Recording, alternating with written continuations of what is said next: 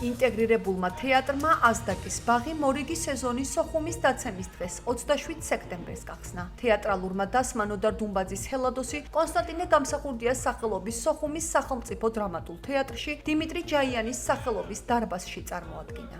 ინტეგრირებული თეატრის მიზანია განსაკუთრებული საჭიროების მქონე პირებმა, რომლებიც დაინტერესებულნი არიან თეატრით, გამოსცადონ თავიანთი ძალები სამსახიობო ხელოვნებაში. ღონისძიება აფხაზეთის ავტონომიური რესპუბლიკის მთავრობისა და აფხაზეთის განათლებისა და კულტურის სამინისტროს მხარდაჭერით გაიმართა. სპექტაკლს აფხაზეთის ავტონომიური რესპუბლიკის მთავრობის თავმჯდომარე ლევან გალობლიშვილი, ტერიტორიული მთლიანობის აღდგენისა და დეოკუპაციის საკითხებთან დაკავშირებული დროებითი საპარლამენტო კომისიის თავმჯდომარე გიორგი ვოლსკი, აფხაზეთის ავტონომიური რესპუბლიკის მთავრობის წევრები ესწრებოდნენ.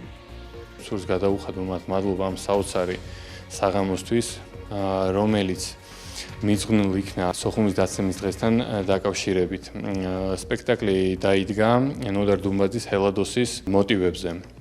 აფხაზეთის განათლებისა და კულტურის სამინისტროს სახელით გავაგრძელებთ მსგავსი ინიციატივის მხარდაჭერას მომავალში. ფანტასტიკურად ჩაიარა, მაინც ვარ ხოლმე კმაყოფილი ბოლომდე, თუმცა რა ხალხი კმაყოფილია, ტაში ოვაცია ძალიან მეორეა, ძალიან ბედნიერები ვართ, რასაკვირველია და წინ წარმატებები ჩვენს თეატრს და სრულიად ქართულ თეატრს. ვითამაშენ უკვე გახსნილია უკვე მეათე სეზონი.